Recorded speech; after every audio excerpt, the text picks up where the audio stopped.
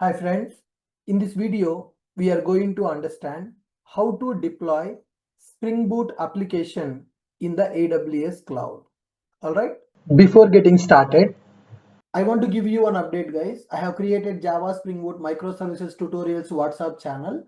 So in that channel, every day we are posting some important interview questions related to Java Spring Boot microservices. If you want to access all these interview questions and latest updates related to Java, please follow our WhatsApp channel. The channel link you can find in description of this video. I have my Spring Boot application in the GitHub repository and I logged in into AWS cloud. Here, I'm going to create one new EC2 instance with the Linux operating system in the AWS cloud. Click on Launch Instance, then give some name for your instance, Application VM Server, any name you can give for that. And I'm selecting the AMI as Amazon Linux, instance type T2 micro, which is free tier eligible. Key pair to connect with that machine securely, Ashok IT new PEM file I'm selecting. Create security group. By default, we are going to enable SSH traffic to connect with this Linux machine. Storage we are getting 8 GB by default for this Linux machine. Click on launch instance. With this, our EC2 instance creation completed. Now click on this instance ID. Yeah, instance state, change it to running state. Now click on connect. So here SSH connection command is available. Copy this command. Go to the location where your PEM file is available. I have used this PEM file. When you are creating a new PEM file, it will download for first time. Click on git bash and try to connect with this machine. Yeah. Paste the command that we copied in the AWS, asking for confirmation yes.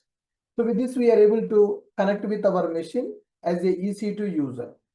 You can see who am I. I logged in into this Linux machine as EC2 user. Now, my project is available in the Git repository. I need to clone this project. Check Git software is available in this machine. Git is not available. Let me install the Git client software by using yum package manager, sudo yum install git-y. With this, Git software will be installed in this machine. By using this Git client, we can clone our Git repository. Yes, with this, Git installation got completed successfully. You can verify git-v. Earlier, the version was not available. Now we are able to get this version.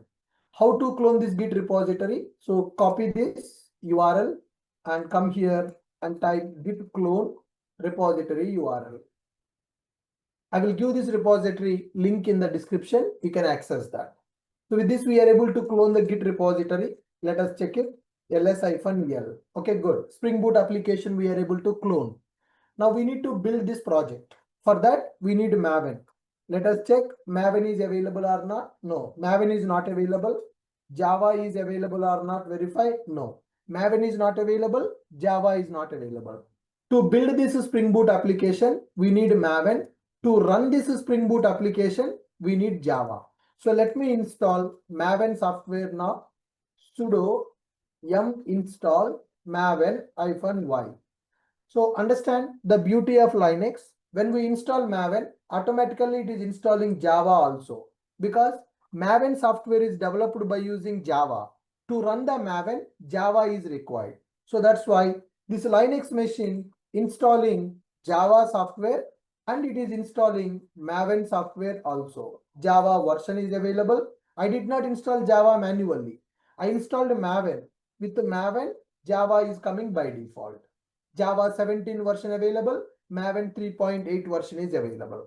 Now, we already cloned the project, right? Let us build this project. Go inside the project directory. Now, if you see the project directory structure, src available, pom.xml available. Only source code and a Maven XML file available. To run the application, we need a jar file. So let's build this project by using Maven mvn clean package. I'm executing Maven package goal so that internally it will compile the project, it will execute the test cases, and it will package our project as a jar file. That jar file will be created inside the project target directory. Now our application build process got success. Now you can see again ls-l, the project target directory created. If you see ls-l space target, we are printing the content which is available inside the target directory. So earlier when we have not executed that Maven package, target folder was not available. After executing that Maven goal, this target got created. Inside the target, our project jar file got created. Now we need to run this jar file to execute our boot application.